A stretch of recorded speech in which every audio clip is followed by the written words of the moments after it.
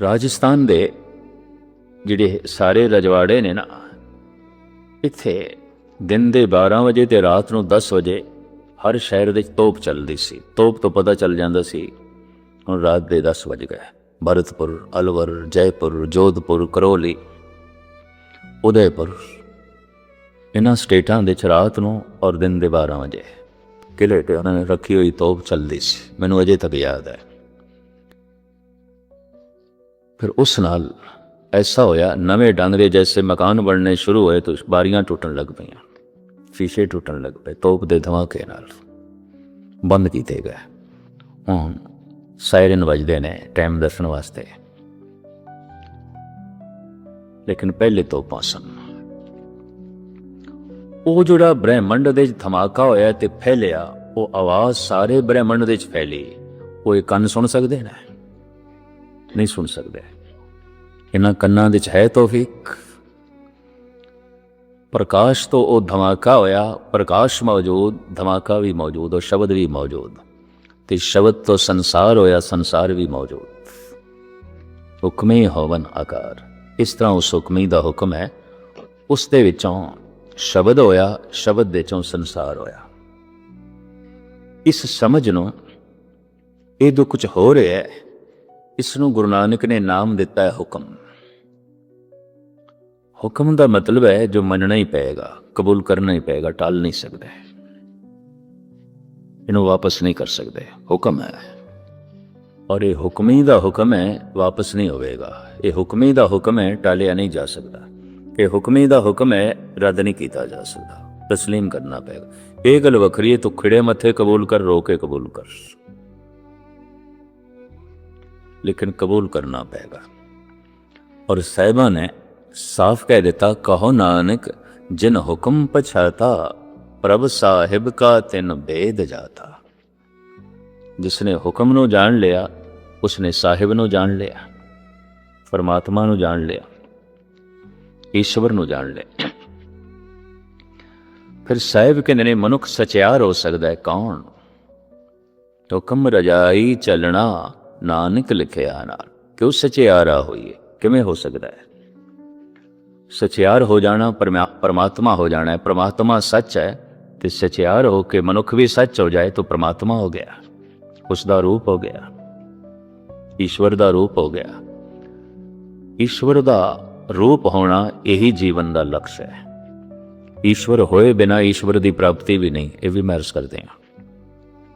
ਹਰ ਜਨ ਐਸਾ ਚਾਹੀਏ ਜੈਸਾ ਹਰ ਹੀ ਹੋਵੇ। ਇੰਝ ਕਹਿ ਲਓ, ਗੁਰਬਾਣੀ ਦੀ ਮੂਲ ਸਿੱਖਿਆ ਨੂੰ ਲਈਏ, ਈਸ਼ਵਰ ਦੀ ਖੋਜ ਨਾ ਕਰ, ਈਸ਼ਵਰ ਹੋਣ ਦੀ ਕੋਸ਼ਿਸ਼ ਕਰ, ਈਸ਼ਵਰ ਵਰਗਾ ਬਣਨ ਦੀ ਕੋਸ਼ਿਸ਼ ਕਰ, ਔਰ ਤੂੰ ਹੋ ਸਕਦਾ ਹੈ। ਹਰ ਜਨ ਐਸਾ ਚਾਹੀਏ ਜੈਸਾ ਹਰ ਹੀ ਹੋਏ। ਜਿਸ ਦਿਨ ਤੂੰ ਉਸ ਵਰਗਾ ਹੋ ਜਾਏਗਾ, ਤੈਨੂੰ ਕੰਠ ਲਾ ਲਏਗਾ, ਉਸ ਦਾ ਰੂਪ ਹੋ ਜਾਏਗਾ। ਔਰ ਤੂੰ ਉਸ ਵਰਗਾ ਹੋ ਸਕੇ, ਉਸਨੇ ਸਾਰੇ ਵਸੀਲੇ ਵੀ ਬਣਾਏ ਨੇ, ਉਸਨੇ ਕਿਤਨੇ ਅਵਤਾਰ ਭੇਜੇ ਨੇ। ਉਹ ਚਾरों ਪਾਸੇ ਇਸ਼ਾਰੇ ਕਰ ਰਿਹਾ ਹੈ, ਉਹ ਚਾरों ਪਾਸੇ ਆਪਣੇ ਜੈਸਾ ਬਣਨ ਦੀ ਕੋਸ਼ਿਸ਼ ਕਰ ਰਿਹਾ ਹੈ, ਯਤਨਸ਼ੀਲ ਹੈ। ਉਸ ਵਰਗਾ ਸੁਭਾਅ, ਉਸ ਵਰਗਾ ਸਰੂਪ ਨਹੀਂ। ਇਤਨੀ ਗੱਲ ਨੋਟ ਕਰ ਲੈਣੀ। ਪਰਮਾਤਮਾ ਜੈਸਾ ਸੁਭਾਅ। ਗੂੜੀ ਮਿੱਤਰਤਾ ਹੁੰਦੀ ਵੀ ਉੱਥੇ ਹੀ ਅਕਸਰ ਮੈਂ ਅਰਜ਼ ਕਰਦਾ ਹੁੰਦਾ, ਜਿੱਥੇ ਸੁਭਾਅ ਮੇਲ ਖਾ ਜਾਣ।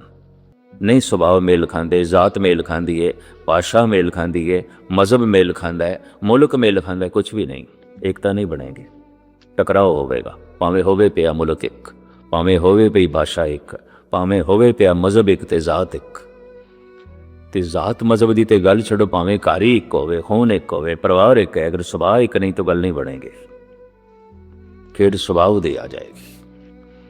ਈਸ਼ਵਰ ਜੈਸਾ ਸੁਭਾਅ ਹੋ ਸਕਦਾ ਹੈ। ਤਾਂ ਹੀ ਤੇ ਗੁਰਬਾਣੀ ਕਹਿੰਦੀ ਹੈ, ਰਾਮ ਕਬੀਰੇ ਭੇਦ ਨਾ ਭਾਈ, ਅਬ ਤੋ ਜਾਏ ਚੜੇ ਸਿੰਘਾਸਨ, ਮਿਲੇ ਹੈ ਸਾਰੰਗ ਪਾਣੀ। ਰਾਮ ਕਬੀਰਾ ਏਕ ਵੈ ਹੈ, ਕੋਇ ਨ ਸਕੇ ਪਛਾਣੀ। ਧੰਨ ਗੁਰੂ ਤੇਗ ਬਹਾਦਰ ਸਾਹਿਬ ਜੀ ਮਹਾਰਾਜ ਦਾ ਫਰਮਾਨ, ਗੁਰ ਕਿਰਪਾ ਜੈ ਨਰ ਕੋ ਕੀਨੀ, ਤੇ ਇਹ ਜੁਗਤ ਪਛਾਨੇ। ਨਾਨਕ ਲੀਨ ਭਇਓ ਗੋਬਿੰਦ ਸਿਉ, ਜਿਉ ਪਾਣੀ ਸੰਗ ਪਾਣੀ। ਹੋ ਜਾਏਗਾ ਪਰਮਾਤਮਾ ਦੇ ਚ ਉਹ। ਪਰਮਾਤਮਾ ਕੌਣ? ਹਉਮੈ ਕਹੇ ਨਾ ਕੋਈ, ਮੈਂ ਨਹੀਂ ਹਾਂ, ਤੂੰ ਹੀ ਹੈ। तो जब मैं मिट गया तो तू ही है, तो ईश्वर हो गया, परमात्मा हो गया। ये किस तरह हो सकता है? इनू हुक्म की समझ आवे तो हुक्म की है, उस हुक्मे दा हुक्म की है, तुच्छ बुद्धि अनुसार मैं खुलासा करन लगा। तो एक दफ़ा मैं फिर अर्ज करा, हुक्मी ते हुक्म की व्याख्या इस निक्की जी जबान नाल, इस छोटी जी अकल नाल ते करनी औखी है, कठिन है। चलो इस सागर दे इस चम्मच नाल जिन्ना पानी निकलेगा उतना ही है, उस नाल ही तसली करनी पैंदी है, अक्सर करनी पैंदी है। हुक्मी होवन आकार हुक्म ना कहा जाए। महाराज कहते ने हुक्मी चूंकि असीम है, वो कित्थों शुरू होता है कित्थे खत्म होता है, तो चूंकि हुक्मी असीम है तो उसका हुक्म भी असीम है। हुक्म ना कहा जाए, नहीं कह सकते। कितना वड्डा उसका हुक्म है, कितनी वड्डी उसकी मर्यादा है, कितनी वड्डी उसकी लीला है, कितनी वड्डी उसकी समझ है, ज्ञान है, ये तो कथन तो परे है। तो मैं दोहरावा, मनुख की अकल की सीमा करके संसार की सीमा बन जाती है, वरना संसार भी असीम है। मनुख की सोचण की सीमा करके निरंकार की सीमा बन जाती है, वरना निरंकार तो असीम है। जिथे जिथे मनुख की अकल की सीमा है, जिस तो अगे अकल नहीं जाती उस तो अगे मनुख का परमात्मा भी कोई नहीं। जिस तो अगे इसकी अकल नहीं जाती उस तो अगे मनुख का संसार भी कोई नहीं, क्योंकि जो समझ दे च नहीं, अकल दे च नहीं आया, पकड़ दे च नहीं आया, वो है ही नहीं। तो महाराज कहते हुक्म ही असीम है, उसका हुक्म भी असीम है। हुक्म ना कहा जाए फिर भी कुछ तो कहना पड़ेगा। तो महाराज कहते हुक्म ही होवन आकार, हुक्म दे च सारा आकार होया जो दिखाई देता है। और ये हुक्म किस तरह चलता है, इसनों गुरु नानक ने जिस ढंग नाल खोलिया है, अजोकी साइंस ते अज थोड़े जिहा कदम नाल सहमत हुई है। सहमति तो इंज कही है, घुटनिया दे बद चल के इत्थे तक पहुंची है। अरबां खरबां साल पहले, भावें साल नहीं सन, समा नहीं सी, लेकिन एक अंदाजे दे मुताबिक इन्ना पहले ब्रह्मंड दे च एक धमाका होया, एक शब्द होया।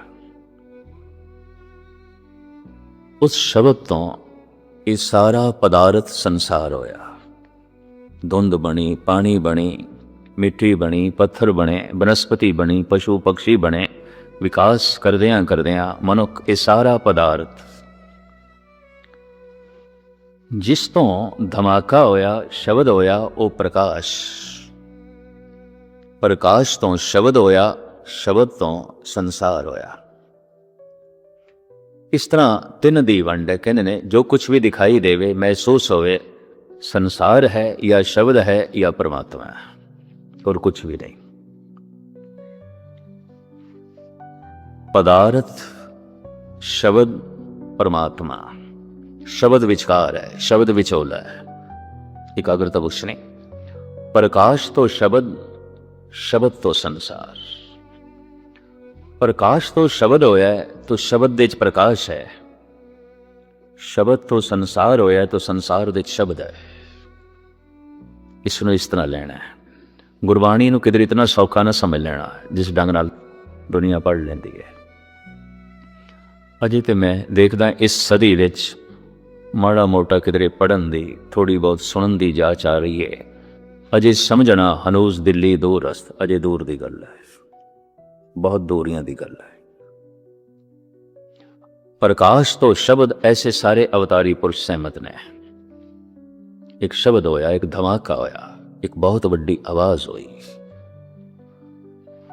फैले होया वो प्रकाश की इतनी आवाज फैली, इतना ही शब्द फैलिया।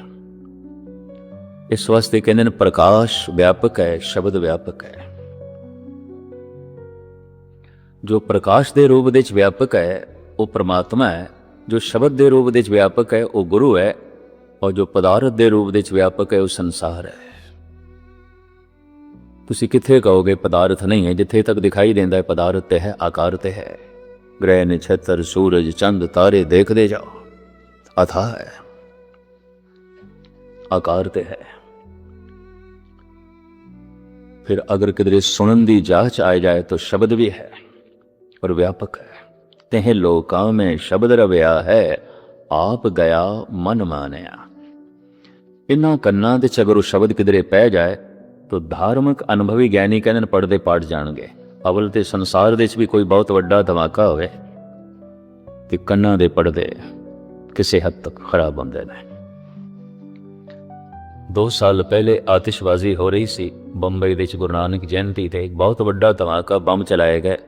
मेरे इस खब्बे कन ते माड़ा जिहा असर हो गया ते मैं क्या जो ब्रह्मंड दे धमाका होया ते किधरे इन्ना कन्नां नाल सुनना पवे मनुख नूं ते सारियां दे पड़दे पता नहीं कित्थे दे कित्थे जा पैणगे। जोर दे तोप दे धमाके नाल खिड़कियां हिलदियां होईयां टुटदियां होईयां बारियां देखियां गईयां। परमात्मा दे अखरी अर्थ ने प्रकाश, शब्द, आवाज, आकार, ए संसार, पदार्थ कहंदे तिन ने। संसार नूं वेखना इन्हां अखां दा विषय दिखाई देंदा है। शब्द सुनाई देवे कहंदे ने इन्हां कन्नां दा विषय नहीं है। और वो प्रकाश परमात्मा दिखाई देवे वो इन्हां अखां दा विषय भी नहीं है। अखी बाजों वेखना बिन कन्नां सुनना, गुरु नानक दी बाणी। ये अखां नहीं वेख सकदियां। इतना प्रकाश जिस तो अरबां खरबां सूरज आउंदे ने किस तरह वेख सकदियां ने अखां। ऐसा शब्द जिस तो सारा आकार आया, इतना वड्डा धमाका कित्थे कन सुन सकते हैं। प्रकाश दे रूप दे परमात्मा हर वक्त हर जगह मौजूद, शब्द दे रूप दे हर वक्त हर जगह गुरु मौजूद। परमात्मा गुरु, परमात्मा आकार, परमात्मा पदार्थ, परमात्मा गुरु, परमात्मा परमात्मा, इस तरह वंडी करिए। मतलब परमात्मा परम प्रकाश, परमात्मा गुरु, परमात्मा पदार्थ। अगर जिस दिन मनुख दी वाकई अंतरीव अख खुलदी है तो पदार्थ पदार्थ नहीं दिखाई देंदा। ये विस संसार तुम देख दे, ये हर का रूप है, हर रूप नदरी आया। ये हुण हरि दा रूप, जो दिसे सो तेरा रूप, गुण निधान गोविंद अनूप।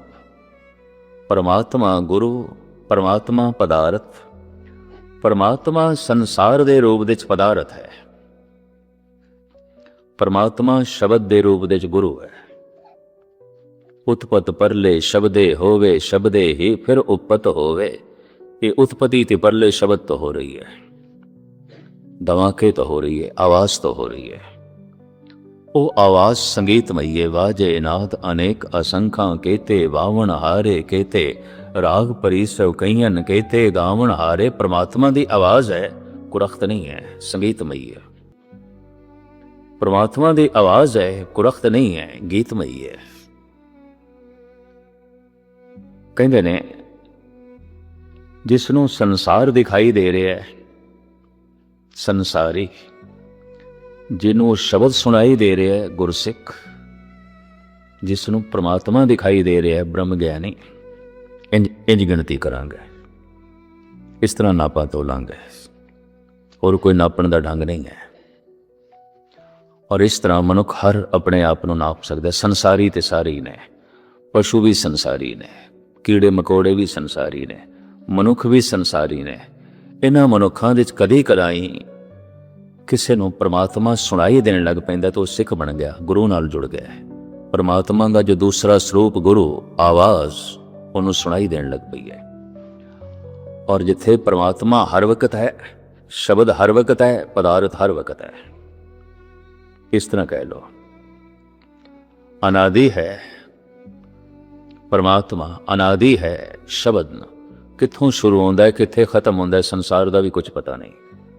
कोई न जाने तेरा केता केवड़ चीरा, ये चोला तेरा किन्ना क वड्डा है। ये संसार कौन जाने, कित्थों शुरू करिए नापना, बे इत्थों शुरू होंदा है।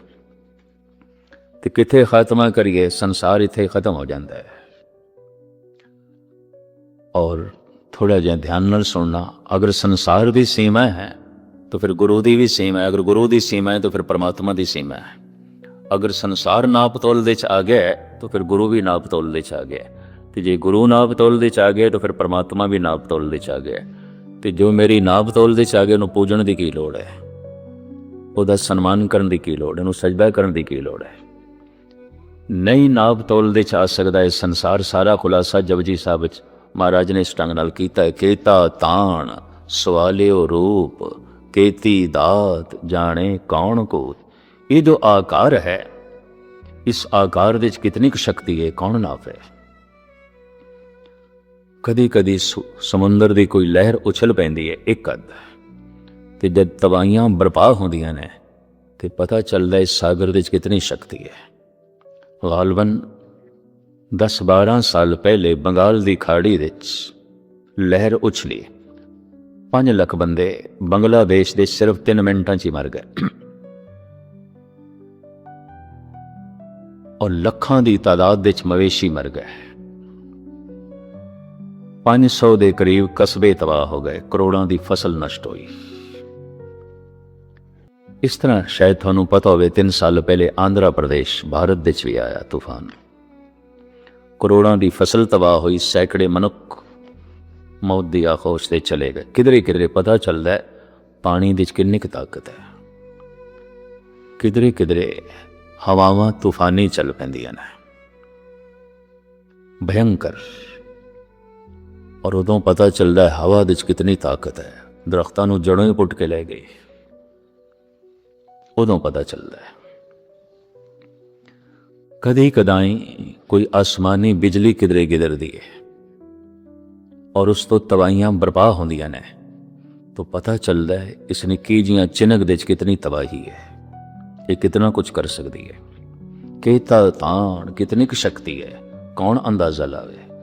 सवालियो रूप कितना क सुहापन है, कितना बनस्पति दे सुहापन है, कितना सूरज चंद तारियां दे सुहापन है, कितना होर जो है जमीना ते पृथ्वियां ते सुहापन है, कितना इस धरती ते सुहापन है, कौन अंदाजा लावे, कौन नापे, कौन गिनती करे इसकी। निरंकार असीम है, गुरु असीम है, संसार भी असीम है। इसनों इस तरह लेना, अगर संसार की सीमा है तो फिर गुरु की सीमा है, गुरु की सीमा है तो परमात्मा भी असीम नहीं, क्योंकि उस तो जो कुछ बनया सीमित है। परमात्मा असीम है, इसका पता किस तरह चलिया संसार को, क्योंकि संसार विच ही असीं खड़े हैं, पहले तो संसार है। जिसका भी अनुभव परमात्मा तक पहुँचा है, आरंभता ते संसार को। मनुख जिथे खड़ा यात्रा तो उत्थों ही आरंभ करेगा, और कितों। इसनों मैं इस तरह भी बयान करा, जिसनों अपने विच परमात्मा नहीं दिखाई देता उसनों किधरे भी नहीं दिखाई देता। जिसनों परिवार दे निरंकार की झलक नहीं मिली उसनों किधरे भी नहीं मिली। जिथे खड़ा है अजे तो उत्थे ही कुछ नहीं। और इस तरह के लोग मैनू मिलते हैं, सानू झलकां मिलियां ने, बेराह नाल दुश्मनी है, माँ बाप रोंदे पे ने, पता नहीं कितने नाल मुकदमेबाजी चलाई हुई है, कल कलेश है, सानू झलकां मिलियां ने, सानू निरंकार की झलक मिली है, परमात्मा की झलक मिली है। मनुख जिथे खड़ा है यात्रा तो उत्थों ही आरंभ होगी, और कित्थों आरंभ होगी। जिस थां थे मनुख खड़ा है सफर उत्थों ही आरंभ करना पेगा। मनुख संसार दे खड़ा है, पहला अनुभव मनुख का संसार का है। और प्राचीन ऋषि मुनिया ने कह दिता, जे करता महान है उसकी कृत भी महान है। भगत कबीर दे बोल मैं थोड़े सामने रखा। कबीर कहते ने, चच्चा रचत चित्र है भारी, 52 अखरी श्री कबीर। चच्चा रचत चित्र है भारी, तद चित्रे चेतो चितकारी, चित्र बचित्र अहे अवजेरा, तज चित्रे चितराख चतेरा।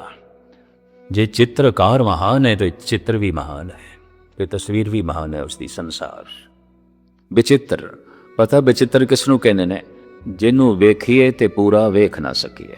विचित्र जिन्हों समझिए ते पूरा समझ ना सकीए। इस तरह का रूह है जमीन ते कोई एक मनुख भी नहीं जो कहे मैं सारे संसार नूं समझ लिया। ते संसार की गल छड्डो, ਧਾਰਮਿਕ ਗਿਆਨ ਇਹ ਕਹਿੰਦਾ ਹੈ ਸਾਰੇ ਸਰੀਰ ਨੂੰ ਸਮਝਣਾ ਵੀ ਬੜਾ ਔਖਾ ਹੈ, ਕਠਿਨ ਹੈ, ਕਿਉਂਕਿ ਜੋ ਬ੍ਰਹਿਮੰਡ ਦੇ ਵਿੱਚ ਵਿਸਥਾਰ ਦੇ ਚ ਹੈ ਉਹੀ ਪਿੰਡ ਦੇ ਵਿੱਚ ਸੂਖਸ਼ਮ ਰੂਪ ਦੇ ਚ ਹੈ। ਜੋ ਬ੍ਰਹਿਮੰਡੇ ਸੋਈ ਪਿੰਡੇ, ਜੋ ਖੋਜੇ ਸੋ ਪਾਵੇ। ਨਹੀਂ ਨਾਪਿਆ ਜਾਂਦਾ ਅਸਥੂਲ ਰੂਪ ਦੇ ਸੰਸਾਰ, ਜਿਸ ਸੂਖਸ਼ਮ ਰੂਪ ਦੇ ਸਰੀਰ ਦੇ ਵਿੱਚ ਪ੍ਰਵੇਸ਼ ਕਰੋਗੇ ਤੇ ਇਹ ਵੀ ਨਾਪ ਤੋਲ ਦੇ ਚ ਨਹੀਂ ਆਉਂਦਾ। ਇਸ ਵਾਸਤੇ ਮੈਂ ਅਕਸਰ ਅਰਜ਼ ਕਰਦਾ ਹੁਣਾ, ਸਰੀਰ ਦੇ ਇੱਕ ਇੱਕ ਅੰਗ ਦੇ ਸਪੈਸ਼ਲਿਸਟ ਪੈਦਾ ਹੋ ਰਹੇ ਨੇ ਔਰ ਪਹਿਲੇ ਵੀ ਸਨ। ਇੱਕ ਇੱਕ ਅੰਗ ਦੇ ਕੋਈ ਦੰਦਾਂ ਦਾ ਸਪੈਸ਼ਲਿਸਟ ਹੈ, ਡੈਂਟਿਸਟ ਹੈ, ਕੋਈ ਆਈ ਸਪੈਸ਼ਲਿਸਟ ਹੈ, ਕੋਈ ਹਾਰਟ ਸਪੈਸ਼ਲਿਸਟ ਹੈ, ਕੋਈ ਬ੍ਰੇਨ ਸਪੈਸ਼ਲਿਸਟ ਹੈ, ਵਿਸ਼ੇਸ਼ਕ ਹੈ। ਹੱਦ ਹੋ ਗਈ, ਇੱਕ ਇੱਕ ਅੰਗ ਦੇ ਸਪੈਸ਼ਲਿਸਟ। ਔਰ ਮੇਰੀ ਆਪਣੀ ਸਮਝ ਹੈ, ਪਤਾ ਨਹੀਂ ਤੁਸੀਂ ਸਹਿਮਤ ਹੋਵੋਗੇ ਕਿ ਨਹੀਂ, ਉਹ ਦਿਨ ਦੂਰ ਨਹੀਂ ਕਿ ਉੱਪਰ ਦੇ ਦੰਦ ਦੁਖਣਗੇ ਕਿਸੇ ਹੋਰ ਡਾਕਟਰ ਕੋਲ ਜਾਣਾ ਪਏਗਾ, ਥੱਲੇ ਦੇ ਦੁਖਣਗੇ ਕਿਸੇ ਹੋਰ ਕੋਲ ਜਾਣਾ ਪਏਗਾ। ਔਰ ਸਿਰਫ ਇਤਨਾ ਹੀ ਨਹੀਂ, ਇੱਕ ਇੱਕ ਦੰਦ ਦਾ ਡਾਕਟਰ, ਕਿਉਂਕਿ ਇੱਕ ਇੱਕ ਦੰਦ ਆਪਣੇ ਆਪ ਦੇ ਚ ਨਿਰਾਲਾ ਹੈ। ਇੱਕ ਦੰਦ ਜੈਸਾ ਦੂਸਰਾ ਦੰਦ ਨਹੀਂ ਹੈ। ਇਹ ਵੀ ਮੈਂ ਅਰਜ਼ ਕਰਦੇ ਹਾਂ। ਸੱਜੀ ਅੱਖ ਦੁਖੀ ਤੇ ਕਿਸੇ ਹੋਰ ਕੋਲ ਜਾਵਾਂਗੇ, ਖੱਬੀ ਦੁਖੀ ਤੇ ਕਿਸੇ ਹੋਰ ਕੋਲ ਜਾਵਾਂਗੇ। ਸੱਜੇ ਕੰਨ ਦੇ ਵਿੱਚ ਤਕਲੀਫ ਹੋਈ ਤੇ ਕਿਸੇ ਹੋਰ ਕੋਲ ਜਾਵਾਂਗੇ, ਖੱਬਿਆ ਦੁਖੇ ਤੇ ਕਿਸੇ ਹੋਰ ਕੋਲ ਜਾਵਾਂਗੇ। ਤੇ ਕੰਨ ਵੀ ਇਤਨਾ ਮਹਾਨ ਹੈ ਕਿ ਕੋਈ ਦਾਅਵੇ ਨਾਲ ਨਹੀਂ ਕਹਿ ਸਕਦਾ ਮੈਂ ਕੰਨਾਂ ਬਾਰੇ ਸਭ ਕੁਝ ਜਾਣਦਾ, ਸਭ ਕੁਝ ਜਾਣਦਾ। ਮੈਂ ਦਿਲ ਬਾਰੇ ਸਭ ਕੁਝ ਜਾਣਦਾ, ਮੈਂ ਦਿਮਾਗ ਬਾਰੇ ਸਭ ਕੁਝ ਜਾਣਦਾ। ਬਸ ਇੰਜ ਕਹਿ ਲਓ ਸੀਮਾ ਹੈ ਹਰ ਮਨੁੱਖ ਦੇ ਜਾਣਨ ਦੀ। ਤੇ ਜਦ ਇਸ ਸਰੀਰ ਨੂੰ ਪੂਰੇ ਦੇ ਰੂਪ ਜਾਣਨਾ ਬੜਾ ਕਠਿਨ ਹੋ ਗਿਆ ਤੇ ਸੰਸਾਰ ਨੂੰ ਕੀ ਖਾਕ ਜਾਣੋਗੇ, ਕਿਸ ਤਰ੍ਹਾਂ ਜਾਣੋਗੇ? ਇਸ ਸਰੀਰ ਦੇ ਵਿੱਚ ਵੀ ਮਨੁੱਖ ਦੀ ਪੂਰੀ ਪਹੁੰਚ ਨਹੀਂ ਹੈ, ਇਹ ਮੈਂ ਅਰਜ਼ ਕਰਦੇ ਹਾਂ, ਨਹੀਂ ਹੈ। ਕਿਉਂ? ਜੋ ਬ੍ਰਹਿਮੰਡ ਦੇ ਵਿੱਚ ਫੈਲਿਆ ਹੋਇਆ ਹੈ ਉਹੀ ਪਿੰਡ ਦੇ ਵਿੱਚ ਸਿਮਟਿਆ ਹੋਇਆ ਹੈ। ਜੋ ਬ੍ਰਹਿਮੰਡੇ ਸੋਈ ਪਿੰਡੇ, ਜੋ ਖੋਜੇ ਸੋ ਪਾਵੇ। ਤੋ ਬ੍ਰਹਿਮੰਡ ਤੇ ਬਹੁਤ ਵੱਡਾ ਹੈ ਤੇ ਉੱਥੇ ਪਰਮਾਤਮਾ ਨੂੰ ਖੋਜਣ ਜਾਵਾਂਗੇ, ਕਿੱਥੇ ਕਿੱਥੇ ਭਟਕਾਂਗੇ। ਠੀਕ ਹੈ, ਦੁਨੀਆ ਭਟਕੀ ਹੈ, ਪਹਾੜਾਂ ਤੇ ਗਈ ਹੈ, ਜੰਗਲਾਂ ਦੇ ਚ ਗਈ ਹੈ, ਸਾਗਰਾਂ ਨੂੰ ਨਾਪਿਆ, ਦਰਿਆਵਾਂ ਨੂੰ ਨਾਪਿਆ। ਆਪ ਦੀ ਗਿਆਤ ਲਈ ਅਰਜ਼ ਕਰਾਂ, ਮੈਂ ਕੁਛ ਅਰਸਾ ਇੱਕ ਐਸੇ ਮਹਾਂਪੁਰਸ਼ ਨਾਲ ਵੀ ਰਿਹਾ ਜਿਨ੍ਹਾਂ ਕੋਲ ਮੈਂ ਗੁਰਬਾਣੀ ਵਿਆਕਰਨ ਪੜ੍ਹਦਾ ਸੀ, ਔਰ ਉਹਨਾਂ ਦੀ ਸ਼ਰਧਾ ਸੀ ਸਾਰੇ ਧਰਮਾਂ ਦੇ ਵਿੱਚ। ਇੱਕ ਦਿਨ ਉਹ ਗੰਗਾ ਦੀ ਪਰਿਕਰਮਾ ਕਰਨ ਲਈ ਤਿਆਰ ਹੋਏ। ਕਹਿਣ ਲੱਗੇ ਮੈਂ ਗੰਗਾ ਦੀ ਪਰਿਕਰਮਾ ਕਰਨੀ। ਮੈਂ ਕਿਹਾ ਗੰਗਾ ਦੀ ਪਰਿਕਰਮਾ ਕਿਸ ਤਰ੍ਹਾਂ, ਇਹ ਕਿਵੇਂ ਹੋਵੇਗੀ? ਗੰਗੋਤਰੀ ਤੋਂ ਚੱਲਦੀ ਹੈ ਗੰਗਾ, ਉੱਥੋਂ ਚੱਲਾਂਗੇ ਇੱਕ ਕਿਨਾਰੇ ਤੋਂ, ਫਿਰ ਬੰਗਾਲ ਦੀ ਖਾੜੀ ਦੇ ਚ ਆ ਕੇ ਲੀਨ ਆਉਂਦੀ ਹੈ, ਤਾਂ ਉੱਥੇ ਬੇੜੀ ਦੇ ਰਾਹੀਂ ਪਰਿਕਰਮਾ ਕਰਕੇ ਫਿਰ ਵਾਪਸੀ ਤੇ ਦੂਸਰਾ ਜਿਹੜਾ ਗੰਗਾ ਦਾ ਕਿਨਾਰੇ ਉਹਦੇ ਕਿਨਾਰੇ ਪੈਦਲ ਚੱਲ ਕੇ ਗੰਗੋਤਰੀ ਤੱਕ ਪਹੁੰਚਾਂਗੇ। ਆਪ ਸੁਣ ਕੇ ਹੈਰਾਨ ਹੋ ਕਿ 12 ਸਾਲ ਵਿੱਚ ਪਰਿਕਰਮਾ ਉਹਨਾਂ ਦੀ ਪੂਰੀ ਹੋਈ। 12 ਸਾਲ ਦੇ ਵਿੱਚ ਪਰਿਕਰਮਾ ਕਰਨੀ ਹੈ। ਹੈਰਾਨਗੀ ਹੋਈ ਮੈਨੂੰ, ਭਾਵੇਂ ਮੇਰਾ ਸਾਥ ਉਹਨਾਂ ਨਾਲ 17-18 ਦਿਨ ਹੀ ਰਿਹਾ। ਮੈਂ ਕਿਹਾ ਨਹੀਂ, ਇੰਨੇ ਵਿਖੜੇ ਰਸਤੇ, ਕਿਧਰੇ ਤੇ 20-20 ਮੀਲ ਤੱਕ ਕੋਈ ਕਸਬਾ ਹੀ ਨਹੀਂ ਆਉਂਦਾ ਸੀ, ਤੇ ਸਾਰਾ ਦਿਨ ਭੁੱਖੇ ਕੈਸੇ ਚਲੋ। ਮੈਂ ਕਿਹਾ ਤੁਹਾਨੂੰ ਹੀ ਮੁਬਾਰਕ, ਇਹ ਮੇਰੇ ਕੋਲ ਨਹੀਂ ਹੋਣਾ। ਕਹਿੰਦੇ ਕਿ ਫਿਰ ਮੈਂ ਜਦ ਕਿਧਰੇ ਬੈਠਾਂਗਾ, ਤੂੰ ਸੰਸਕ੍ਰਿਤੀ ਸ਼ਲੋਕ ਪੜ੍ਹਨੇ ਨੇ ਨਾ ਮੇਰੇ ਕੋਲ, ਉੱਥੇ ਪੜ੍ਹ ਲਈ। ਫਿਰ ਹੁਣ ਨਹੀਂ, ਮੈਂ ਪਰਿਕਰਮਾ ਕਰਨੀ ਹੈ। ਤੇ ਪਰਿਕਰਮਾ 12 ਸਾਲਾਂ 'ਚ ਪੂਰੀ ਹੋਈ।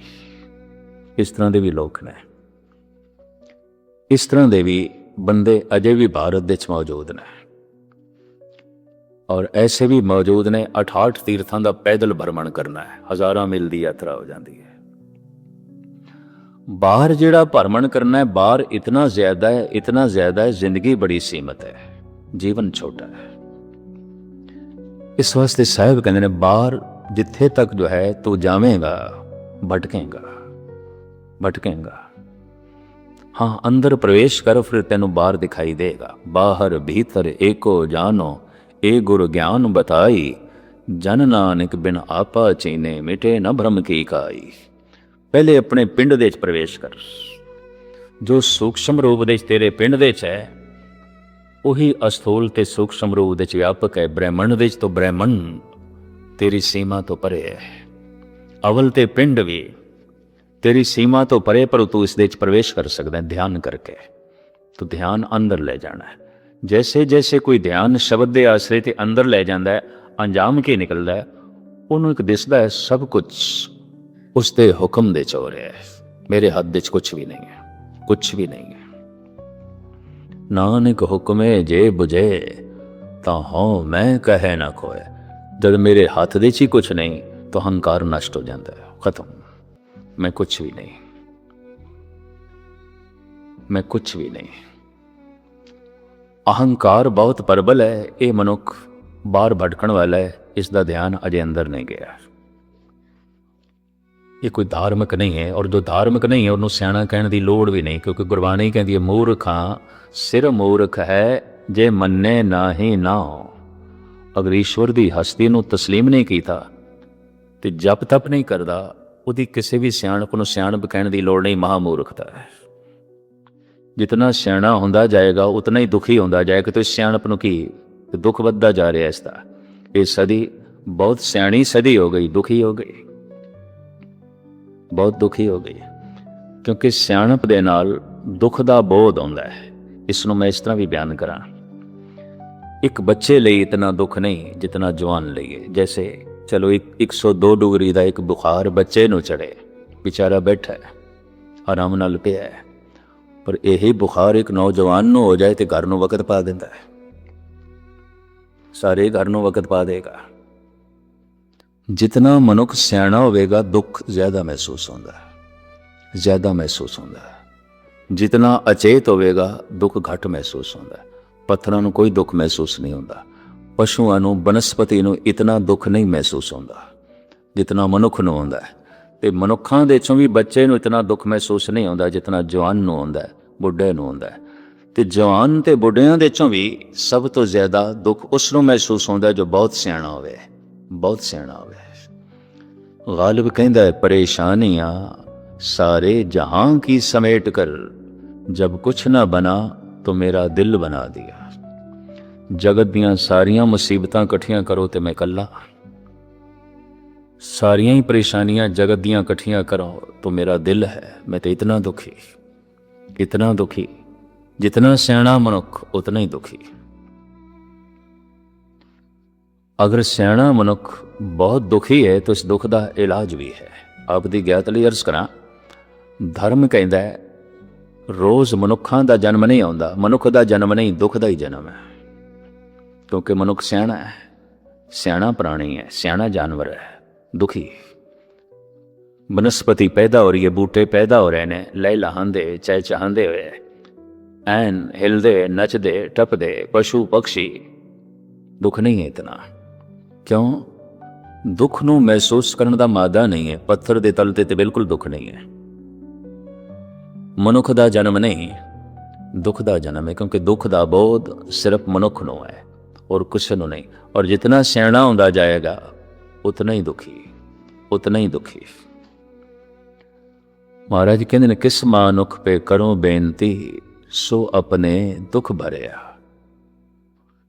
किस नूं मैं दसा अपना दुख? वो अपना पहले ही दसदा है, वो अपने पहले ही गल करता है। जितना सियाणा मनुख ते सियाणप इस गल की सबूत है, इतना ही दुखी होवेगा, कम से कम मानसिक तल ते इतना ही बेचैन होवेगा, इतना ही परेशान होवेगा।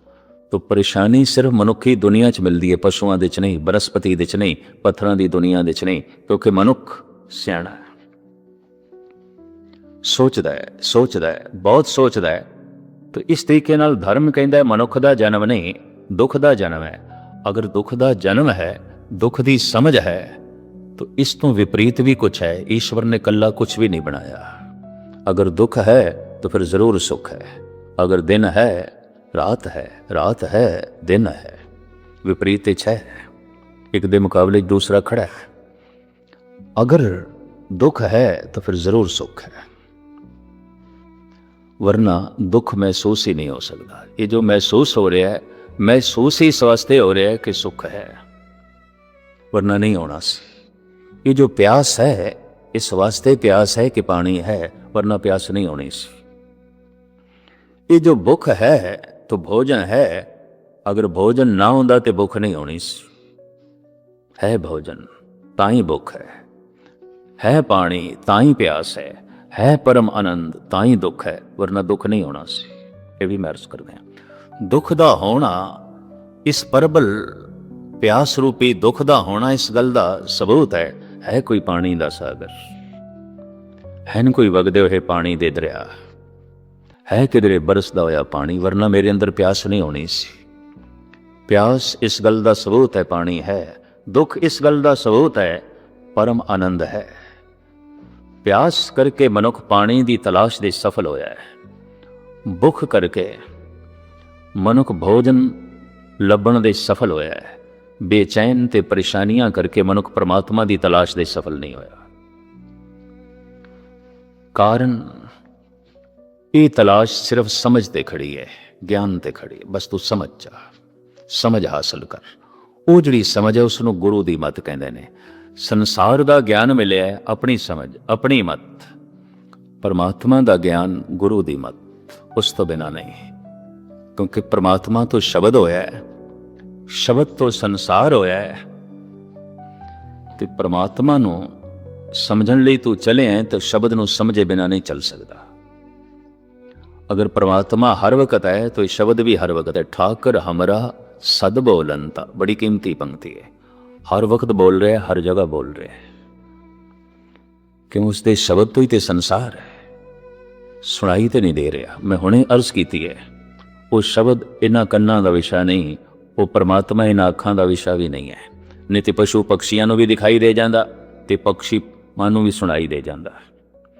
ਇਹਨਾਂ ਕੰਨਾਂ ਦੇ 'ਚ ਇਤਨੀ ਤੌਫੀਕ ਹੀ ਨਹੀਂ ਹੈ ਕਿ ਸੁਣ ਸਕਣ। ਇਹਨਾਂ ਅੱਖਾਂ ਦੇ 'ਚ ਇਤਨੀ ਸਮਰੱਥਾ ਹੀ ਨਹੀਂ ਹੈ ਕਿ ਵੇਖ ਸਕਣ। ਜਪ ਦੁਆਰਾ ਇਹ ਤੌਫੀਕ ਮਨੁੱਖ ਨੂੰ ਮਿਲਦੀ ਹੈ, ਔਰ ਉਹ ਪਹਿਲੇ ਸੁਣਦਾ ਹੈ ਗੁਰੂ ਨੂੰ। ਘਟ ਘਟ ਵਾਜੇ ਨਾ ਠਾਕਰ ਹਮਰਾ ਸਦ ਬੋਲੰਤਾ। ਉਸ ਦੇ ਲਈ ਸਾਧਨਾ ਹੈ ਮਨ ਚੁੱਪ ਕਰੇ, ਨਾ ਬੋਲੇ।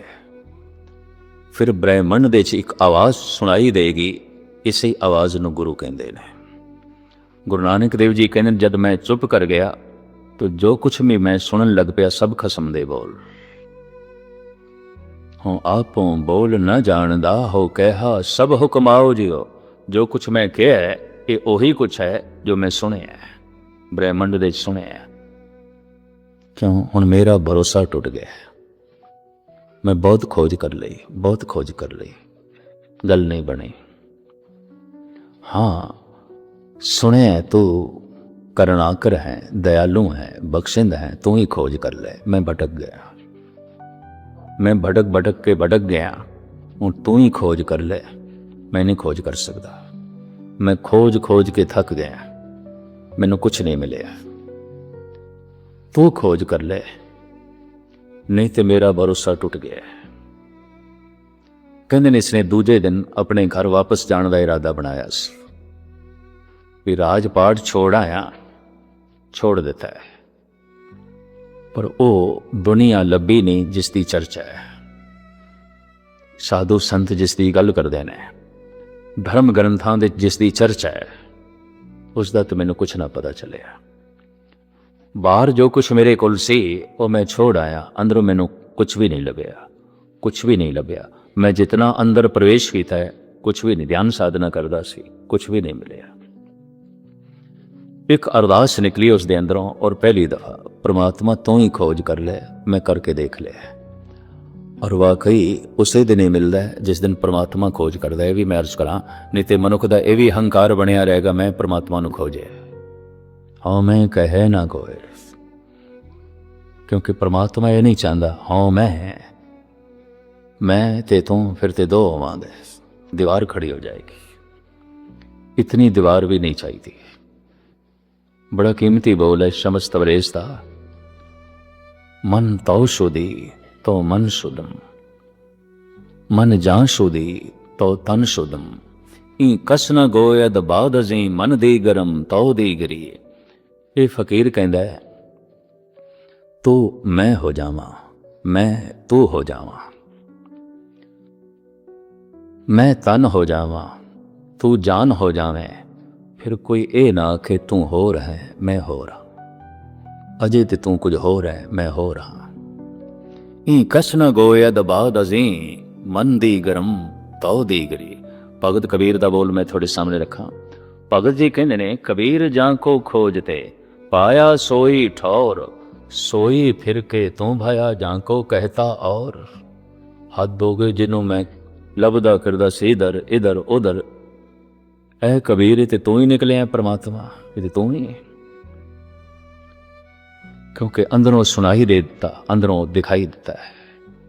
ਸਰੀਰ ਵੀ ਉਸੇ ਦਾ ਰੂਪ, ਹੁਣ ਮਨ ਵੀ ਉਸੇ ਦਾ ਰੂਪ ਤੇ ਆਤਮਾ ਵੀ ਉਸੇ ਦਾ ਰੂਪ, ਪਦਾਰਥ ਵੀ ਉਸੇ ਦਾ ਰੂਪ, ਸ਼ਬਦ ਵੀ ਉਸੇ ਦਾ ਰੂਪ ਤੇ ਪ੍ਰਕਾਸ਼ ਤੇ ਉਹ ਹੈ ਹੀ। ਜੋ ਪ੍ਰਕਾਸ਼ ਦੇ ਰੂਪ ਦੇ ਚ ਪਰਮਾਤਮਾ ਹੈ, ਉਹ ਸ਼ਬਦ ਦੇ ਰੂਪ ਦੇ ਚ ਗੁਰੂ ਹੈ, ਉਹ ਪਦਾਰਥ ਦੇ ਰੂਪ ਦੇ ਸੰਸਾਰ ਹੈ। ਨਿੰਦੋ ਨਾਹੀ ਕਾਹੂ ਬਾਤੇ ਇਹ ਖਸਮ ਕਾ ਕੀਆ। ਕਿਸੇ ਨੂੰ ਵੀ ਵੰਡਣ ਦੀ ਲੋੜ ਨਹੀਂ, ਤੇ ਸਭ ਕੁਝ ਖਸਮ ਤੋਂ ਆਇਆ, ਪਰਮਾਤਮਾ ਤੋਂ ਆਇਆ। ਸੰਸਾਰ ਦੀ ਨਿੰਦਾ ਕਰਨ ਵਾਲਾ ਮਨੁੱਖ ਐਸਾ ਹੈ ਜੋ ਕਿਸੇ ਮੁਸੱਵਰ ਦੀ ਤਸਵੀਰ ਦੀ ਨਿੰਦਾ ਕਰ ਰਿਹਾ ਹੈ, ਤੇ ਤਸਵੀਰ ਦੀ ਨਿੰਦਾ ਕਰਕੇ ਮੁਸੱਵਰ ਦੀ ਉਹ ਪ੍ਰਸੰਨਤਾ ਹਾਸਲ ਕਰ ਸਕੇਗਾ। ਸੰਸਾਰ ਨੂੰ ਭੰਡਣ ਵਾਲੇ ਸਾਧੂ ਸੰਤ ਉਹ ਨੇ, ਐਨ ਸੰਸਾਰ ਦੇ ਵਿੱਚ ਬਸ ਭੰਡਦੇ ਨੇ, ਜੀਵਦੇ ਤੇ ਸੰਸਾਰ ਦੇ ਚ ਹੀ ਨੇ, ਭੰਡਦੇ ਨੇ। ਇਹ ਭੰਡਣ ਵਾਲੇ ਉਹ ਨੇ ਜੋ ਕਵੀ ਦੀ ਕਵਿਤਾ ਨੂੰ ਭੰਡਦੇ ਨੇ, ਤੇ ਕਵੀ ਦੀ ਖੁਸ਼ੀ ਕਿਸ ਤਰ੍ਹਾਂ ਲੈਣਗੇ। ਕ੍ਰਿਤ ਨੂੰ ਭਰਨਦੇ ਨੇ, ਤੇ ਕਰਤੇ ਦਾ ਜੋ ਹੈ ਸ਼ੁਕਰਾਨਾ ਕਿਸ ਢੰਗ ਨਾਲ ਕਰਨਗੇ, ਕਿਵੇਂ ਕਰਨਗੇ। ਉਹ ਜੋ ਪ੍ਰਕਾਸ਼ ਹੈ, ਪਰਮ ਸ਼ਕਤੀ ਹੈ, ਉਸੇ ਤੋਂ ਸ਼ਬਦ ਹੋਇਆ, ਇੱਕ ਧਮਾਕਾ ਹੋਇਆ ਹੈ ਅਰਬਾਂ ਖਰਬਾਂ ਸਾਲ ਪਹਿਲੇ। ਚूंकि शब्द होया है तो परमात्मा तो होया है, तो शब्द दे परमात्मा है। शब्द तो संसार होया है, चूंकि शब्द तो होया है तो संसार दे शब्द है। परमात्मा तो शब्द होया है, शब्द तो संसार होया है, शब्द दे परमात्मा है, संसार दे शब्द है। इसनों इस तरह लेना है, घट घट वाजे ना, कोई ऐसा घट नहीं जिथे शब्द नहीं बज रहे। ठाकुर हमरा सद बोलंता, कोई ऐसी थां नहीं जिथे शब्द गूंज नहीं रहा। सुनाई क्यों नहीं दे रहा। इसे जपजी साहब दे धन गुरु नानक देव जी महाराज तरह तरह की साधना दसणगे। अखरी अर्थ थोड़े जिहे इस वक्त मैं रख दें क्योंकि समा हो गया। हुक्मी हवन आकार, ये सारा आकार हुक्मी दे हुक्म तो है। भाव ठीक है, मर्यादा विच है, सब कुछ उसका खेल है, पर समझ पूरक है, ज्ञान पूरक है। मर्यादा एवं नहीं बना दी गई, ते खेल मर्यादा तो हीना नहीं है। ये नहीं कि गुरबाणी ऐसा नहीं आखदी, गुरबाणी भी कहती खेल है। आवन जान एक खेल बनाया, आ गया कारी की नहीं आया। ते गुरबाणी ये भी कहती सब कुछ मर्यादा दे है, तरतीब दे है, नियम दे है। लेकिन नियम समझ पूरक बने ने, इस वास्ते नियम अटल ने, तोड़े नहीं जा सकते। लीला जो है बकायदा समझते खड़ी है, ज्ञान ते खड़ी है। इस वास्ते उसकी लीला दे च भी कोई बेतरतीबी अनर्थपना नहीं है। उसकी लीला दे च, उसके तमाशे दे च भी कुछ आनंद है, उसारू है। तो मूल रूप दे च महाराज कहते ने ज्ञान नाल जुड़ जाओ, मर्यादा नाल आपे जुड़ जाओगे। ज्ञान नाल जुड़ जाओ तो लीला सब कुछ तमाशा अपने आप प्रतीत होवेगा। नफा नुकसान, हंसना रोना, जमना मरना, सब लीला प्रतीत होवेगा और सब कुछ मर्यादा दिस पाएगा। पर प्रथम ज्ञान, पहले सूझ, पहला वस्त सियाणी है, तांकी जेवा पार। तो ये सारा आकार उस हुक्मी दे हुक्म तो होया है, पर चूंकि वो जो हुक्मी है महान है, इस वास्ते उसका हुक्म, उसकी मर्यादा महान है, उसका नियम महान है। वो आप अटल है, उसका नियम अटल है। हुक्मी होवन जी हुक्म मिले वड्याई। उसकी बनाई हुई मर्यादा के मुताबिक ही तरह तरह के जीव ने इस पृथ्वी ते, अनंत पृथ्वियां ते। आप दी ज्ञातली अर्ज तरह जन्म साखी दे जिहड़े बोल ने, कोई भी पृथ्वी जीवां तो खाली नहीं है। पर चूंकि इस धरती के उत्ते जो जीवन है पंज तत्तां दा, तो बंदा समझदा है बाकी धरतियां ते भी पंज तत्तां वर्गा होना चाहिए। नहीं, हर धरती प्रभु ने अलग ढंग दी बनाई, ते हर धरती ते जीवन अलग ढंग दा बनाया। इस ढंग दा नहीं। तुद वेकी जगत उपाया, वन की वेकी, वन की वन की, अलग अलग। तो एक तरह का जगत नहीं बनाया, तो एक तरह की जमीन नहीं बनाई, तो जमीनां दे उत्ते तो एक तरह का जीवन नहीं बनाया। पर जिस जमीन दे उत्ते जैसा जीवन है, मनुख समझदा है बाकी धरतियां ते भी वैसा जीवन होना चाहिए, या वैसा जीवन होवेगा। नहीं, वैसा जीवन नहीं है। तुद वेकी जगत उपाया, तो वनकी दा जगत उपाया, अलग अलग जगत उपाया। तो ये जितने जीव ने, जितना जीवन है पृथ्वियां ते, ਤੇਰੇ ਬਣਾਏ ਹੋਏ ਹੁਕਮ ਦੇ ਮੁਤਾਬਕ। ਔਰ ਜੀਵਨ ਨੂੰ ਜੋ ਵਡਿਆਈ ਮਿਲਦੀ ਹੈ ਤੇਰੀ ਮਰਿਆਦਾ ਨੂੰ ਸਮਝ ਕੇ, ਤੇਰੇ ਨਿਯਮ ਨੂੰ ਸਮਝ ਕੇ, ਤੇਰੇ ਹੁਕਮ ਨੂੰ ਸਮਝ ਕੇ। ਔਰ ਜਿਹਨੂੰ ਹੁਕਮ ਦੀ ਸਮਝ ਆ ਜਾਂਦੀ ਹੈ ਹੁਕਮ ਨੂੰ ਮੰਨਦਾ ਹੈ, ਉਹ ਨਿਯਮ ਦੇ ਵਿੱਚ ਹੋ ਜਾਂਦਾ ਹੈ। ਨਿਯਮ ਤੋੜਿਆ ਨਹੀਂ ਜਾ ਸਕਦਾ, ਨਿਯਮ ਨੂੰ ਬੁਲਾਇਆ ਜਾ ਸਕਦਾ ਹੈ। ਕੋਈ ਵੀ ਮਨੁੱਖ ਆਖੇ ਅਣਗਹਿਲੀ 'ਚ ਅੱਗ ਦੇ 'ਚ ਮੇਰਾ ਹੱਥ ਪੈ ਗਿਆ ਹੋਵੇਗਾ, ਹੱਥ ਤੇ ਜਲੇਗਾ। ਭਾਵੇਂ ਅਣਗਹਿਲੀ 'ਚ ਪਿਆ, ਭਾਵੇਂ ਨਾ ਸਮਝੀ 'ਚ ਪਿਆ, ਜਲੇਗਾ। ਭਾਵੇਂ ਸਮਝ ਕੇ ਹੱਥ ਪਾ ਅੱਗ ਦੇ 'ਚ, ਭਾਵੇਂ ਨਾ ਸਮਝੀ ਦੇ 'ਚ, ਹੱਥ ਤੇ ਜਲੇਗਾ। ਭਾਵੇਂ ਕਰਮ ਤੂੰ ਸੁਚੇਤ ਹੋ ਕੇ ਕਰ, ਅਚੇਤ ਹੋ ਕੇ ਕਰ, ਫਲ ਤੇ ਹੈ ਉਸਦਾ। ਮਨ ਦੇ ਉੱਤੇ ਉਸਦਾ ਪ੍ਰਭਾਵ ਹੈ, ਉਸਦਾ ਬਕਾਇਦਾ ਜੋ ਹੈ ਅਸਰ ਹੈ। ਇਹ ਥੋੜ੍ਹੀ ਹੈ ਕਿ ਅਣਗਹਿਲੀ ਦੇ 'ਚ ਅਗਰ ਅੱਗ ਦੇ 'ਚ ਹੱਥ ਚਲਾ ਗਿਆ ਤਾਂ ਅੱਗ ਮਾਫ ਕਰਦੀ ਹੈ ਕਿਉਂਕਿ ਵਿਚਾਰੇ ਨੇ ਅਣਗਹਿਲੀ 'ਚ ਹੱਥ ਪਾਇਆ ਹੈ। ਨਹੀਂ, ਸਮਝ ਇਸ ਵਾਸਤੇ ਕਿ ਹੈ ਗਿਆਨ ਸਭ ਤੋਂ ਪ੍ਰਥਮ। ਅੱਗ ਜਲਾਉਂਦੀ ਹੈ, ਇਸ ਦਾ ਗਿਆਨ ਹੋਣਾ ਚਾਹੀਦਾ ਹੈ। ਤੇ ਅੱਗ ਦੀ ਵਰਤੋਂ ਕਿਵੇਂ ਕਰਨੀ ਹੈ, ਇਸ ਦੀ ਸਮਝ ਹੋਣੀ ਚਾਹੀਦੀ ਹੈ। ਅੱਗ ਜਲਾ ਦੇਗੀ ਅਗਰ ਅੱਗ ਨੂੰ ਇਸਤੇਮਾਲ ਕਰਨ ਦਾ ਢੰਗ ਨਹੀਂ, ਪਦਾਰਥਾਂ ਨੂੰ ਵਰਤਣ ਦਾ ਢੰਗ ਨਹੀਂ, ਤਾਂ ਪਦਾਰਥ ਵੀ ਨੇਸਤੋ ਨਾਬੂਦ ਕਰ ਦੇਣਗੇ, ਤਾਮੀਰ ਕਰਨ ਦੀ ਥਾਂ 'ਤੇ ਬਰਬਾਦ ਕਰ ਦੇਣਗੇ। ਹੱਥ ਨਾ ਲਾਈ ਕਸੁੰਬੜੇ, ਜਲ ਜਾਸੀ ਢੋਲਾ, ਇਹ ਢੋਲਾ। ਇਹ ਜਿਹੜੇ ਪਦਾਰਥ ਨੇ ਇਹ ਅਗਨ ਨੇ, ਇਹਨਾਂ ਨੂੰ ਵਰਤਣ ਦਾ ਢੰਗ ਸਿੱਖ ਲੈ, ਹੱਥ ਨਾ ਪਾਵੀਂ, ਵਰਤਣ ਦਾ ਢੰਗ ਸਿੱਖ ਲੈ। ਅੱਗ ਘਰ ਘਰ ਬਾਲਦੇ ਹਾਂ, ਅੱਗ ਦੀ ਲੋੜ ਹੈ। ਪਰ ਹੁਣ ਕੋਈ ਆਖੇ ਅੱਗ ਤੋਂ ਬਿਨਾਂ ਕੋਈ ਕੰਮ ਨਹੀਂ ਚੱਲਦਾ, ਤਾਂ ਮੈਂ ਆਪਣਾ ਹੱਥ ਵੀ ਅੱਗ ਦੇ 'ਚ ਪਾਵਾਂ ਤਾਂ ਜਲੇਗਾ। ਜਲ ਜਾਸੀ ਢੋਲਾ।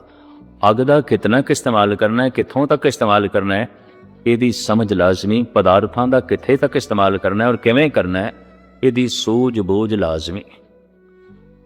ਔਰ ਜਿਸ ਨੂੰ ਇਹ ਗਿਆਨ ਮਿਲ ਜਾਂਦਾ ਹੈ ਉਹ ਹੁਕਮ ਦੇ ਚੱਲਣ ਲੱਗ ਪੈਂਦਾ ਹੈ ਔਰ ਉਸ ਨੂੰ ਵਡਿਆਈ ਮਿਲ ਜਾਂਦੀ ਹੈ, ਮਹਿਮਾ ਮਿਲ ਜਾਂਦੀ ਹੈ। ਪਰ ਚੂੰਕਿ ਹੁਕਮ ਨੂੰ ਮੰਨਣ ਕਰਕੇ ਜੋ ਆਇਆ ਉਸ ਨੂੰ ਮਹਿਮਾ ਮਿਲੀ ਹੈ, ਇਸ ਵਾਸਤੇ ਕਹਿੰਦੇ ਨੇ ਮਹਿਮਾ ਵੀ ਹੁਕਮ ਦੇ 'ਚ ਹੈ, ਉਸਦੇ ਹੁਕਮ ਦੇ 'ਚ। ਜਿਸ ਨੇ ਹੁਕਮ ਨੂੰ ਮੰਨਿਆ, ਸਮਝਿਆ ਤੇ ਧਾਰਨ ਕੀਤਾ, ਹੁਕਮੀ ਹਵਨ ਜੀ, ਹੁਕਮ ਮਿਲੇ ਵਡਿਆਈ। ਹੁਕਮੀ ਉੱਤਮ ਨੀਚ, ਹੁਕਮ ਲਿਖ ਦੁੱਖ ਸੁਖ ਪਾਈਏ। ਇਹ ਪੰਕਤੀ ਕੁਝ ਖੋਲਣਾ ਮੰਗਦੀ ਹੈ। ਹੁਕਮੀ ਉੱਤਮ ਨੀਚ, ਹੁਕਮ ਲਿਖ ਦੁੱਖ ਸੁਖ ਪਾਈਏ। ਆਖਰੀ ਅਰਥ ਕਰਕੇ ਜੇ ਮੈਂ ਲੰਘ ਗਿਆ ਤਾਂ ਇਸ ਪੰਕਤੀ ਨਾਲ ਇਨਸਾਫ ਨਹੀਂ ਹੋਵੇਗਾ।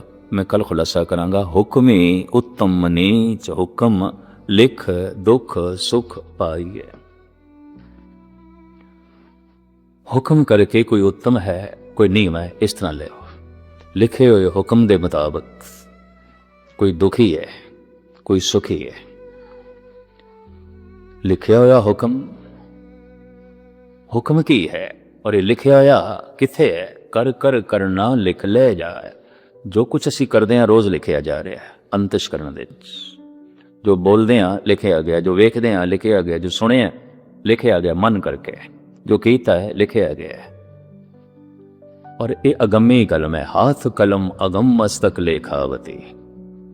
ਮੈਨੂੰ ਅਜੇ ਤੱਕ ਵੀ ਦਿਨ ਯਾਦ ਨੇ। ਸਨ 61 ਤੇ ਪ੍ਰਿੰਸੀਪਲ ਗੰਗਾ ਸਿੰਘ ਨੇ ਇਹ ਫੁਨਾ ਛੰਦਾਂ ਦੀ ਕਥਾ ਆਰੰਭ ਕੀਤੀ ਗੁਰਦੁਆਰਾ ਸੀਸਗੰਜ ਸਾਹਿਬ ਵਿੱਚ।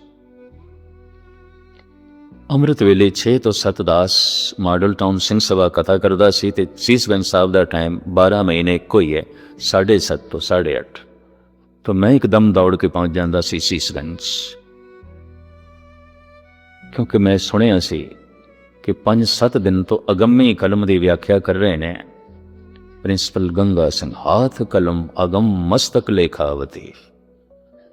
ਤੋ ਦਾਸ ਦਾ ਉੱਥੇ ਪ੍ਰੋਗਰਾਮ ਗਾਲਬਨ 1 ਮਹੀਨੇ ਦਾ ਸੀ। ਮੈਂ 1 ਮਹੀਨਾ ਉਹ ਇੱਕ ਛੰਦ ਸੁਣਿਆ। ਸਾਲ ਦੇ 56 ਛੰਦ ਸਮਾਪਤ ਹੋਏ ਸਨ 24 ਦੇ ਕਰੀਬ, ਯਾਨੀ 1 ਮਹੀਨੇ 'ਚ 2 ਛੰਦਾਂ ਦੀ ਉਹਨਾਂ ਨੇ ਕਥਾ ਕੀਤੀ, ਸਾਲ ਦੇ ਸਮਾਪਤ ਹੋਏ। ਪਰ ਅਗੰਮੀ ਕਲਮ ਨੂੰ 1 ਮਹੀਨਾ ਲੈ ਗਏ। ਅਗੰਮੀ ਕਲਮ ਉਹ ਕਿਵੇਂ ਲਿਖ ਰਹੀ ਹੈ, ਕੀ ਲਿਖ ਰਹੀ ਹੈ? ਜਿਸ ਸੇ ਬਾਹਰ ਨਿਕਲੇ, ਭਾਵੇਂ ਉਮਰ ਦੇ ਲਿਹਾਜ਼ ਨਾਲ ਤੇ ਮੈਂ ਉਹਨਾਂ ਦੇ ਬੱਚਿਆਂ ਤੋਂ ਵੀ ਉਸ ਵਕਤ ਛੋਟਾ ਸੀ, ਤਾਂ ਸੁਭਾਵਿਕ ਮੇਰੇ ਮੂੰਹ ਨਿਕਲੇ, ਮੈਂ ਕਿ ਪ੍ਰਿੰਸੀਪਲ ਸਾਹਿਬ ਉਸ ਅਗੰਮੀ ਕਲਮ ਨੇ ਤੁਹਾਡੇ ਦਿਮਾਗ ਦੇ ਉੱਤੇ ਵੀ ਅਗੰਮਤਾ ਲਿਖ ਦਿੱਤੀ ਹੈ। ਮੈਂ ਕਿ ਇਸ ਅਗੰਮੀ ਦਿਮਾਗ ਨਾਲ ਹੀ ਇਸ ਅਗੰਮੀ ਕਲਮ ਦੀ ਵਿਆਖਿਆ ਹੋ ਸਕਦੀ, ਵਰਨਾ ਨਹੀਂ। ਮੈਂ ਕਿ ਮੈਂ ਹੈਰਾਨ ਹਾਂ ਕਿ ਇਸ ਇੱਕ ਪੰਕਤੀ ਦੀ ਹਾਥ ਕਲਮ ਅਗੰਮ। ਅਗੰਮ ਉਹ ਕਹਿੰਦੇ ਨੇ ਉਹ ਕਲਮ ਕਿੱਥੋਂ ਸ਼ੁਰੂ ਹੁੰਦੀ ਹੈ, ਕਿੱਥੇ ਖਤਮ ਹੁੰਦੀ ਹੈ, ਕਲਮ ਵੀ ਨਹੀਂ ਦਿਖਾਈ ਦਿੰਦੀ ਪੂਰੀ, ਇਤਨੀ ਵੱਡੀ ਕਲਮ। इतना कुछ लिख रही है, इतना कुछ लिख रही है, इतनी वड्डी कलम इतनी तेज लिख रही है, सारे ਦਾ ਸਾਰਾ ਪੜ੍ਹਨਾ ਵੀ ਔਖਾ ਔਰ ਸਾਰਾ ਜੀਵਨ ਵੀ ਉਸ ਨੂੰ ਪੜ੍ਹੀਏ ਤੇ ਔਖਾ ਹੈ, ਨਹੀਂ ਪੜ੍ਹ ਸਕਦੇ। ਐਸੀ ਅਗੰਮੀ ਕਲਮ, ਅਗਮ ਉਸ ਨੂੰ ਕਹਿੰਦੇ ਪਹੁੰਚ ਤੋਂ ਪਰੇ, ਸੋਚ ਤੋਂ ਪਰੇ, ਪਕੜ ਤੋਂ ਪਰੇ, ਐਸੀ ਇੱਕ ਮਹਾਨ ਕਲਮ। ਹੁਣ ਕਮ ਸੇ ਕਮ 5 ਅਰਬ ਦੇ ਕਰੀਬ ਚਲੋ ਮਨੁੱਖ ਇਸ ਧਰਤੀ ਤੇ ਨੇ, ਜੋ ਕੁਝ ਕਰ ਰਹੇ ਨਾਲ ਦੇ ਨਾਲ ਲਿਖਿਆ ਜਾ ਰਿਹਾ। ਅਗੰਮੀ ਕਲਮ ਨਹੀਂ ਤੇ ਹੋਰ ਕੀ ਹੈ, ਉਸੇ ਵਕਤ ਲਿਖਿਆ ਜਾ ਰਿਹਾ, ਉਸੇ ਵਕਤ ਜੋ ਮਨੁੱਖ ਬੋਲਦਾ ਹੈ, ਜੋ ਮਨੁੱਖ ਸੋਚਦਾ ਹੈ, ਜੋ ਮਨੁੱਖ ਸੁਣਦਾ ਹੈ, ਜੋ ਮਨੁੱਖ ਕਰਦਾ ਹੈ, ਤਾਂ 5 ਅਰਬ ਦੇ ਕਰੀਬ ਮਨੁੱਖ ਨੇ ਉਸੇ ਵਕਤ ਲਿਖਿਆ ਗਿਆ। ਹੋਰ ਧਰਤੀਆਂ ਨੇ, ਹੋਰ ਜੀਵਨ ਹੈ, ਉਹਨਾਂ ਦਾ ਵੀ ਲਿਖਿਆ ਜਾਂਦਾ ਹੈ। ਹਾਥ ਕਲਮ ਅਗਮ ਮਸਤਕ ਲਿਖਾਵਤੀ, ਹੁਕਮੇ ਲਿਖ ਦੁੱਖ ਸੁਖ ਪਾਈਏ। ਇਸ ਦਾ ਖੁਲਾਸਾ ਜਿਵੇਂ ਧੰਨ ਗੁਰੂ ਨਾਨਕ ਦੇਵ ਜੀ ਮਹਾਰਾਜ ਨੇ ਬਖਸ਼ਿਸ਼ ਕੀਤੀ, ਕੱਲ ਤੁਹਾਡੇ ਸਾਹਮਣੇ ਰੱਖਾਂਗੇ। ਸਮਾਂ ਹੋ ਗਿਆ। ਤੁਛ ਬੁੱਧੀ ਅਨੁਸਾਰ ਜੋ ਸਤਿਗੁਰੂ ਨੇ ਪ੍ਰੇਰਨਾ ਬਖਸ਼ਿਸ਼ ਕੀਤੀ, ਆਪ ਜੀ ਦੇ ਸਾਹਮਣੇ ਵਿਚਾਰਾਂ ਰੱਖੀਆਂ ਨੇ। ਇੱਥੇ ਹੀ ਸਮਾਪਤੀ। ਬੋਲ ਚੁਗਦੀਸ਼ਾਵਾਂ। ਵਾਹਿਗੁਰੂ ਜੀ ਕਾ ਖਾਲਸਾ, ਵਾਹਿਗੁਰੂ ਜੀ ਕੀ